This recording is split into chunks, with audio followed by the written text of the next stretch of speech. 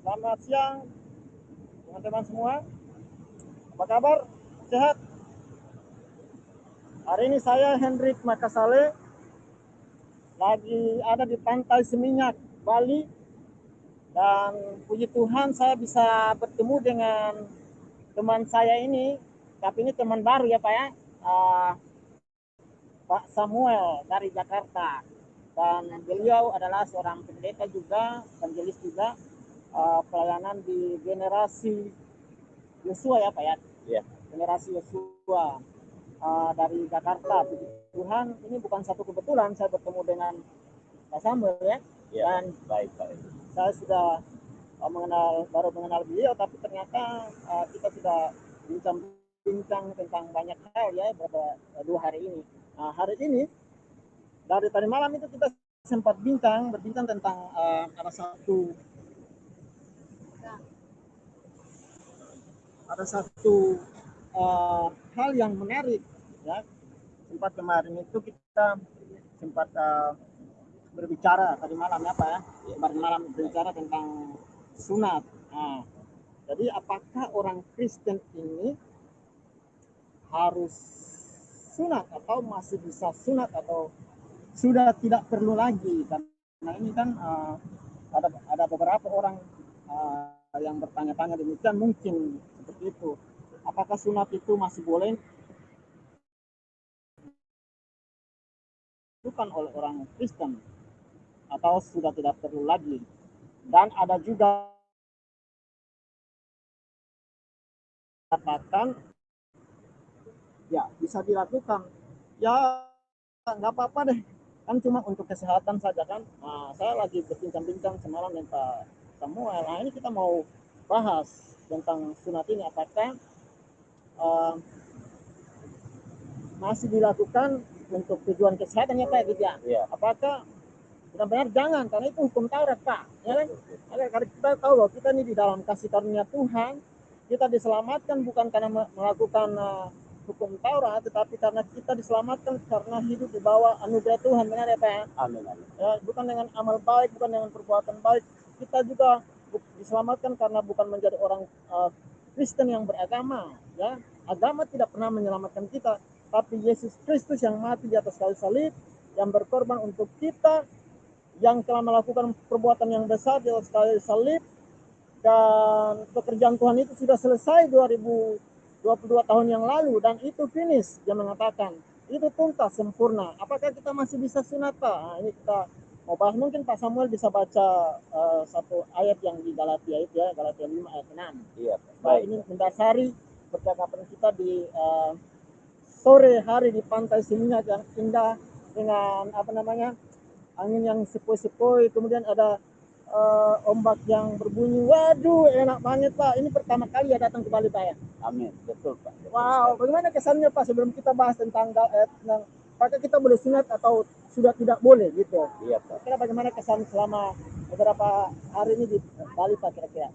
Iya, betul sekali Pak yang tadi mengenai sunat ya. Kalau hal ini masih terus diperbincangkan di kalangan umat Kristen, menurut saya ini kita sudah terlempar jauh ke belakang. Kenapa saya katakan demikian? Karena di zaman perjanjian baru pada awalnya pun memang sudah diperbincangkan apakah bisa atau tidak ya orang disunat, apakah itu merupakan sesuatu hal yang harus dilakukan atau dilewati oleh orang yang mengikuti Tuhan. Namun tentunya karena mengenai ajaran ini yang masih terus timbul di kalangan umat Kristen, tentunya harus kita bahas seturut dengan firman-Nya.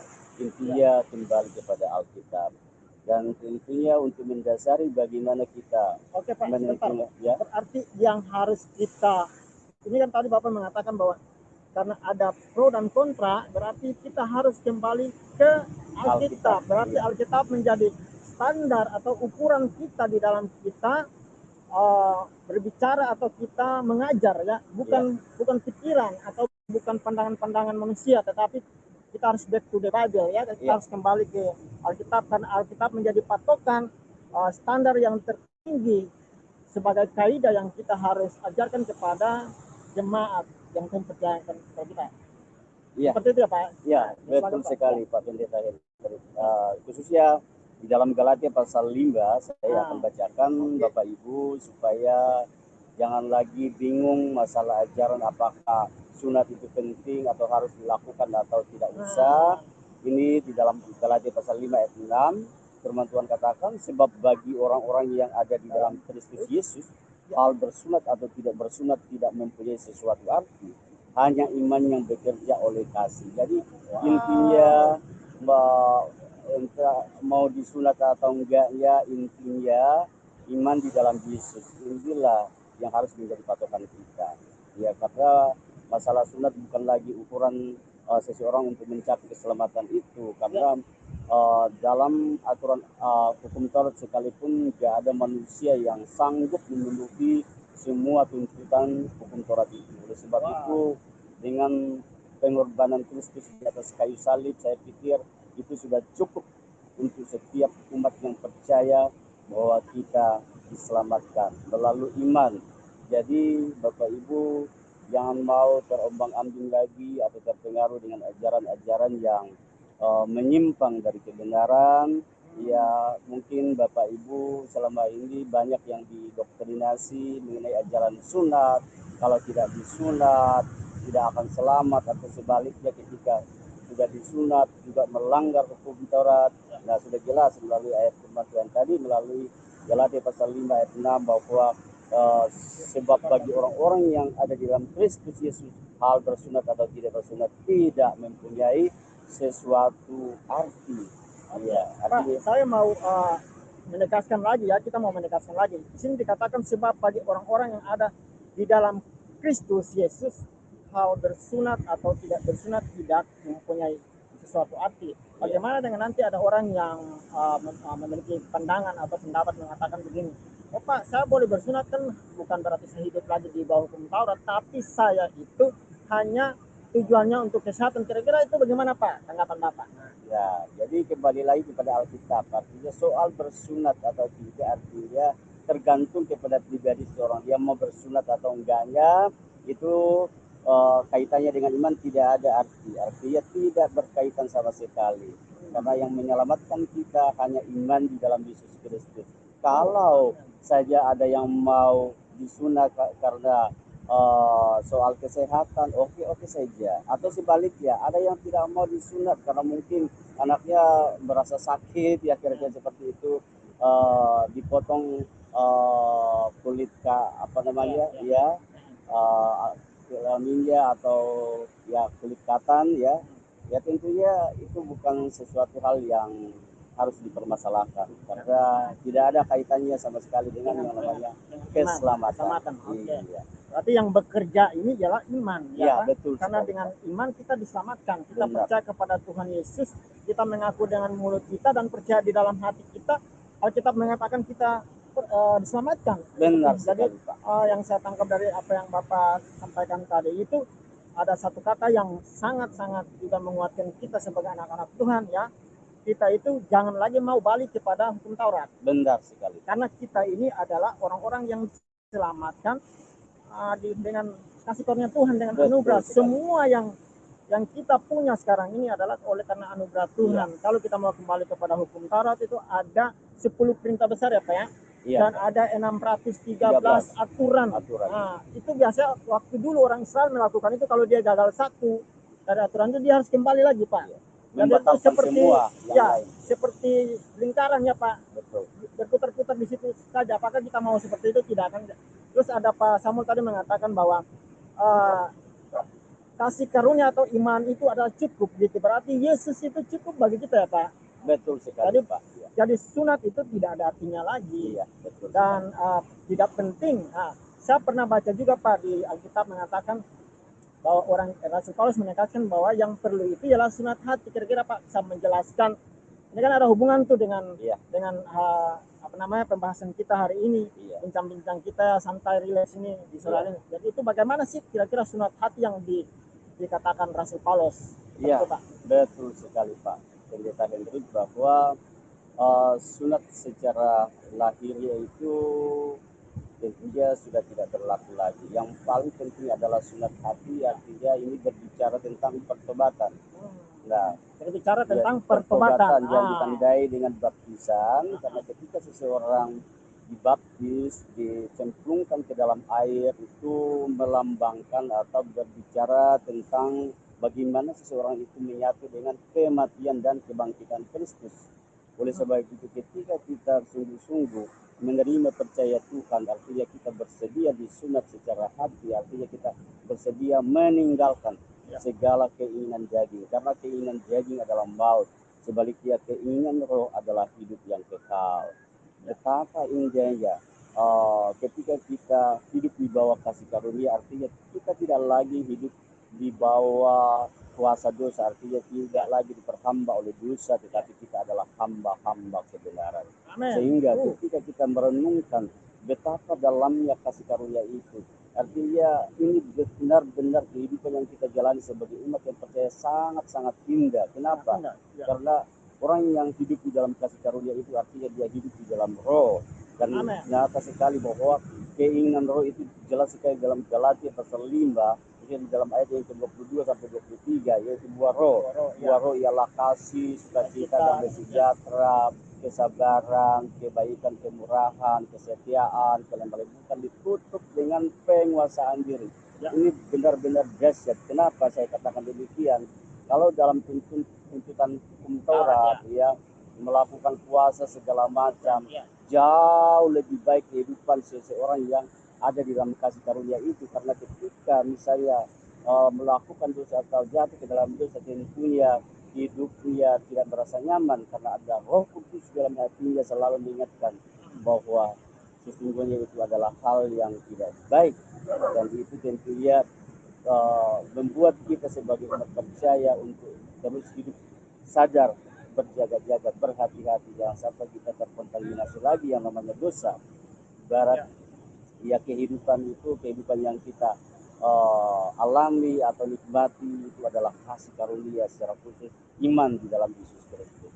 Amin. Pak, saya mau baca satu ayat ini ya. Itu tadi sebenarnya kita bahas di ayat yang ke-6. Tapi di sini di ayat sebelumnya itu kita, kalau kita baca ayat 1 di sini dikatakan, ya sedikit lagi kita baca, supaya kita sungguh-sungguh merdeka, Kristus itu telah memerdekakan kita. Ya, karena itu berdirilah teguh dan jangan mau lagi dikenakan perhambaan. Ya, berarti perhambaan ini bicara bukan tapi ini bicara sangat jelas tentang hukum Taurat ya Pak. Nah, kalau di ayat yang kedua dikatakan, sesungguhnya aku Paulus berkata kepadamu, jikalau kamu menyunatkan dirimu, Kristus sama sekali tidak akan berguna bagimu. Lalu ayat ketiga, sekali lagi aku katakan kepada setiap orang yang menyunatkan dirinya bahwa ia wajib melakukan seluruh hukum Taurat. Jadi ini sangat menarik juga dan sangat harus kita hati-hati, karena kalau kita berkiblat kembali kepada hukum Taurat dengan melakukan sunat ataupun salah satu aturan dalam hukum Taurat, berarti Alkitab mengatakan kepada kita dia wajib melakukan seluruh hukum Taurat. Kira-kira kita mampu nggak Pak melakukan itu? Kan wajib tuh, berarti kan harus melakukan semua Taurat. Sementara orang Israel aja tidak sanggup Pak. Berarti ada satu pribadi yang sanggup melakukan itu. Ya kan Bapak mungkin bisa menjelaskan itu, pribadi yang sanggup menggantikan kita, yang sanggup melakukan hukum Taurat itu. Ya. Betul sekali Pak. Sejak adanya yang namanya hukum Taurat, tidak ada satu manusia di dunia ini yang sanggup melakukan hukum Taurat secara sempurna, sehingga turunlah Allah dari surga, ya, dia adalah Yesus sendiri yang menggenapi hukum itu. Hanya dialah manusia yang tidak berdosa. Dia satu-satunya manusia sempurna dan juga adalah Allah 100% Allah, 100% manusia. Ini luar biasa bahwa keselamatan itu memang Tuhan sudah sediakan sejak bahkan sebelum dunia dijadikan. Ini menarik ya bagi setiap orang yang hidup di dalam Kristus Yesus, bahwa pelanggaran apapun yang telah kita lakukan di waktu yang kita sudah lewati atau masa lalu kita masih akan datang Pak ya. Lalu masa akan sekarang dan akan datang. Sudah ditanggung Pak. Sudah ditanggung di atas kayu salib. Betapa sempurnanya pengorbanan Kristus di atas kayu salib. Itulah bukti kasih karunia itu betapa dahsyatnya. Karena kita ini adalah biji mata Tuhan, sehingga Rasul Paulus katakan sebab kamu telah dipilih sebelum Dunia dijadikan. Dahsyat sekali Bapak Ibu. Oleh sebab itu mungkin ada di antara Bapak Ibu yang belum menerima percaya Tuhan Yesus. Ya. Iya, inilah waktunya. Waktu yang sangat indah untuk menerima percaya Tuhan Yesus. Karena ketika Bapak Ibu menerima percaya Tuhan Yesus, artinya semua kesalahan, semua beban penderitaan Tuhan Yesus sudah menggantikan kita semua. Ya, satu lagi Pak, saya mau ini kita mau diskusi tentang ini kan ada banyak pandangan atau ajaran yang mengatakan bahwa kalau kita melakukan perbuatan baik ini, Bung Tarot juga masuk ini Pak, perbuatan baik kan taat itu kan juga berpuasa, sunat, memberi sedekah, ya kan, dia pelayanan di gereja, hal-hal itu kan tidak bisa menyelamatkan kita, benar Pak ya. Kalau kita sudah ada di dalam kasih karunia Tuhan Yesus, kita sudah menerima Tuhan Yesus sebagai Tuhan dan Juru Selamat, seperti Bapak tadi bilang, bukan kita sebenarnya yang memilih Tuhan Yesus, tapi Tuhan yang memilih kita, seperti yang dikatakan di dalam kitab Yohanes. Berarti ketika kita sudah ada di dalam Yesus, berarti otomatis ada keselamatan itu. Dan ketika kita hidup dalam keselamatan itu, buah daripada keselamatan itu kita berbuat baik. Nah, ini menjadi pertanyaan. Oh, kalau sudah di dalam kasih karunia Tuhan, kan kita udah diselamatkan, nggak perlu lagi berbuat baik, ya kan? Nggak ada gunanya berbuat baik. Kan tentunya tidak begitu ya Pak Pendeta ya? Iya, tentunya itu kalau ada yang mengatakan hal seperti itu ibaratnya membenamkan kasih karunia itu ke dalam lumpur. Oh, membenamkan kasih karunia ke dalam lumpur. Iya. Kenapa saya katakan demikian? Karena kasih karunia itu kalau kita renungkan lebih dalam lagi bahwa karena firman Tuhan juga katakan aku bukan datang untuk meniadakan hukum Taurat, tetapi untuk menggenapinya. Itu kata Tuhan Yesus. Bahkan satu iota dari hukum Taurat pun tidak akan hilang. Iya, langit dan bumi, lebih mudah langit dan bumi akan berlalu, tetapi satu iota dari firman Tuhan tidak akan pernah hilang. Artinya perbuatan-perbuatan baik yang diajarkan dari hukum Taurat itu tidak berarti kita abaikan, tetapi justru ketika kita menerima kasih karunia itu, kita semakin giat, semakin bersemangat melakukan kebaikan itu. Karena firman Tuhan juga katakan, tetaplah kerjakan keselamatanmu, hiduplah takut dan gentar, tetap kerjakan keselamatanmu. Tetapi tidak berarti bahwa ketika kita berbuat baik itulah itulah jaminan keselamatan kita, tidak. Tetapi ketika kita berbuat baik itu sebagai bukti bahwa kita benar-benar beriman. Jadi kaitannya dengan perbuatan baik atau hukum Taurat dengan kasih karunia ini, sebenarnya Taurat ini atau perbuatan baik ini menuntun sebagai penuntun sampai Kristus datang, betul, kan? Sebagai penuntun untuk masuk dalam kasih karunia itu, karena ajaran hukum Taurat itu baik, baik untuk artinya bagaimana kita sungguh-sungguh mendalami atau merenungkan betapa dalamnya kasih karunia itu. Itu luar biasa ya. Hukum Taurat dengan kasih karunia Pak, seperti itu. Karena sedikit lagi Pak, karena tentunya orang yang berbuat baik kan tentunya belum tentu punya iman yang benar, tetapi orang yang beriman, yang punya iman yang benar pasti dia berbuat baik. Tapi kalau orang yang sudah di dalam Kristus, berarti dia punya iman yang Tuhan kasih buat dia, itu pasti dia pasti berbuat baik. Pasti, benar sekali Bapak. Tapi kalau orang yang berbuat baik tanpa memiliki iman yang benar, belum tentu itu bisa menyelamatkan. Karena yang menyelamatkan ialah iman. Kasih karunia, jadi berarti kalau kita di dalam Kristus Yesus, kita harus tetap berbuat baik. Karena dengan adanya berbuat baik itu, maka kita bisa menjadi berkat juga bagi orang lain, Pak. Menjadi teladan, ya kan? Menjadi teladan. Karena di dalam Alkitab juga mengatakan iman tanpa perbuatan ialah mati. Benar sekali. Walaupun perbuatan itu bukan yang menyelamatkan kita. Benar sekali. Tetapi itu sebagai bukti. Bukti bahwa kita beriman. Bukti bahwa kita beriman. Wow, sudah selesai kapan? Ya. Oh iya. Oke, mungkin batal.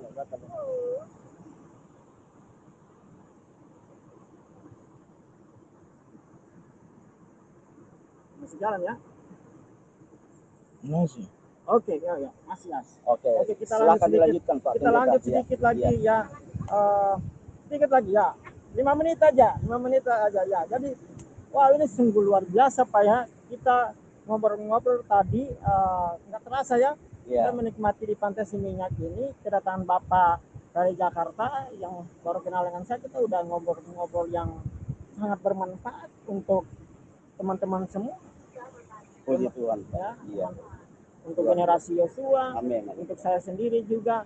Saya juga dengan adanya kehadiran Bapak ini bukan satu kebetulan, ini kita bisa belajar banyak. Saya juga belajar banyak supaya kita Iya, betul. ini tidak lagi dibodohi, karena Benar, Pak. di dalam kitab Galatia pasal pertama itu kan Rasul Paulus bilang kepada jemaat Tuhan di Galatia, kamu itu hai orang Galatia yang bodoh. Kita itu kalau jangan bodoh lagi mau kembali kepada hukum Taurat ya. Iya. Tapi kita hidup di bawah kasih karunia. Dia bisa baca satu ayat lagi dikatakan di ayat 4. Galatia 5 ayat 4. Kamu lepas dari Kristus jikalau kamu mengharapkan kebenaran oleh hukum Taurat. Ya. Kamu hidup di luar kasih karunia. Iya. Jadi kalau kita mengharapkan kebenaran oleh hukum Taurat, artinya kita masih mau sunat lagi, Iya. ya kan? Kita mau persembahkan korban-korban dalam seperti sapi. Orang Israel sekarang ini juga persembahkan itu kan karena mereka nggak punya bait Allah, ya kan? Iya. Bait Allah kan udah dihancurkan, Iya. ya. Terus ada ajaran yang mengatakan bahwa kita harus kembali ke hukum Taurat, kembali ke orang seperti orang Yahudi itu. Orang Yahudi sendiri, bangsa Yahudi sekarang nggak ada persembahan Pak, ya benar nggak? Iya. Persembahan kambing domba itu yang seperti ada di kitab Keluaran, kemudian Imamat, Bilangan itu. Bangsa Israel sekarang yang modern ini mereka nggak lakukan lagi. Terus kita orang Indonesia mau kembali lagi, berarti kita bodoh Pak ya. Nah, jadi di sini dikatakan kita lepas dari Kristus kalau kita masih mengharapkan kebenaran oleh hukum Taurat. Jadi kalau teman-teman semua kita tadi bahas tentang sunat, terus sudah mendapatkan penjelasan yang bagus banget dari Pak Samuel. Jangan mau mengharapkan kebenaran daripada hukum Taurat. Ingat, sunat itu berbicara tentang hati yang bertobat ya. Hati yang sungguh-sungguh bertobat di hadapan Tuhan, hati yang benar-benar mengasihi, hati yang benar-benar rindu akan Tuhan, itu hati yang dipulihkan oleh Tuhan, hati yang disempurnakan oleh Tuhan, bukan lagi bicara tentang perbuatan kita atau kekuatan kita, tetapi benar-benar Kristus yang bekerja, dan tadi bilang iman yang bekerja. Jadi ini kita akan tutup Pak, silakan Bapak bisa kasih pernyataan tutup untuk kita semua di sore hari ini ya. Itu ada Oke.